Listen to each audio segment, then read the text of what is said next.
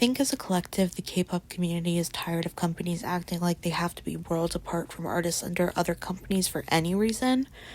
Mnet stopped her activities as an MC to avoid being seen with Soojin.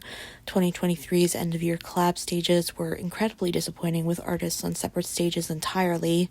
When fans wanted to see them together, that was supposed to be the entire point. What idols do you want to see collab? That would never happen. My stance on this question will be the topic of the first part of this video, but please stay until the end to hear my proposal for a truly iconic collab stage. I don't think Wonyoung and Bangchan themselves want anything to do with each other, and I get why.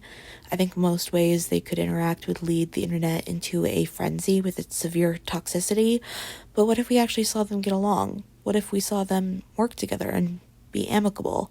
Would JYP ever allow it, knowing how the Chance Room debacle has played out? No, I don't think so.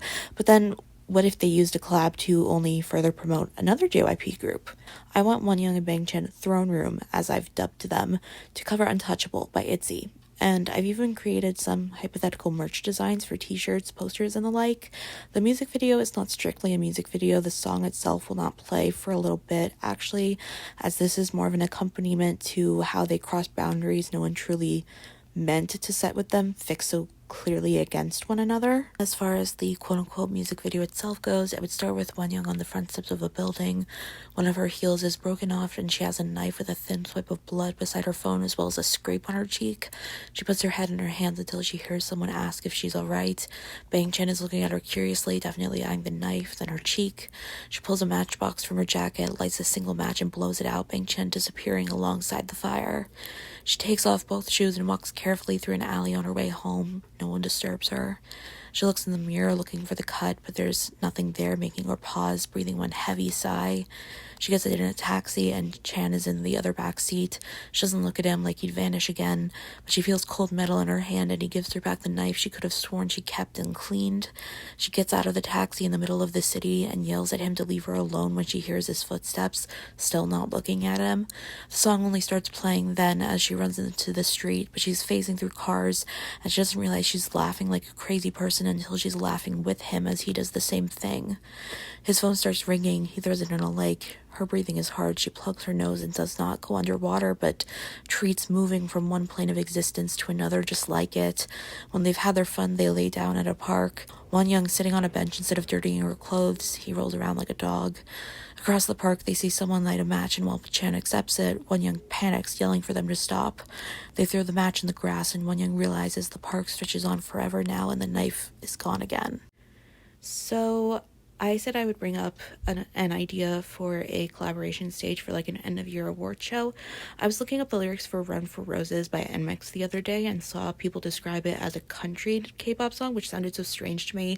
At the same time, I realized there have been a lot of Western concepts recently in K-pop, so I thought, why not just shuffle some of those songs around? So Nmixx would be doing Unforgiven, Sserafim would be doing Bad News, and Kiss of Life would be doing Run for Roses.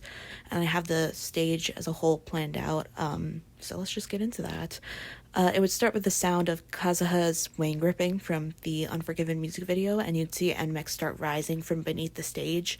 There would be distorted audio of Unforgiven while the girls stay in place, and then at the chorus, it just stops. They tilt their heads to the side abruptly, and after a few seconds do the bunny devil move, starting to perform as the song resumes. There are people doing Lion King on Broadway-esque special effects to look like horses, and Haewon leads a horse to the center stage when thunder and lightning snap and it runs off in a hurry.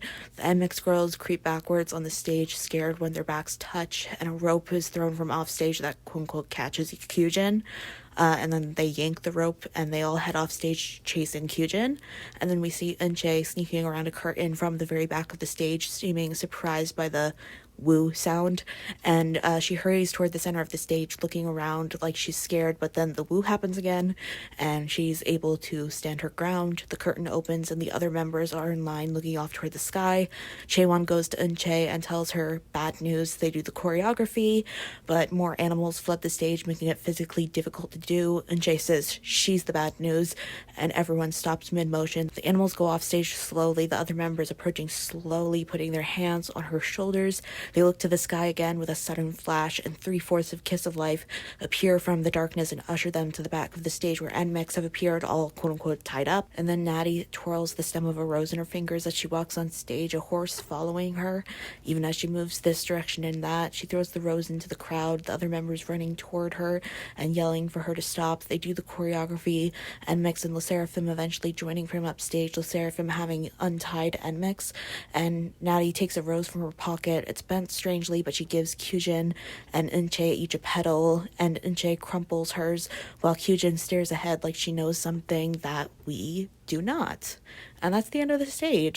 Let me know how you guys feel about implementing stages as a part of this series. I know it's not really a music video, but it's kind of music video adjacent, and I'm always looking for ways to make this series, you know, more expansive, more interesting, push the envelope however I can. I think that that's the best thing that we can do as creators, to make things just to make things that you think you can't make. This video was kind of a challenge, and I really enjoyed it. So I hope you enjoyed it as well. I've gotten some really sweet comments about the last few episodes, and I'm really grateful. We're also just about to hit 400 subscribers. That's amazing. I could not be more grateful. So thank you. Thank you for watching.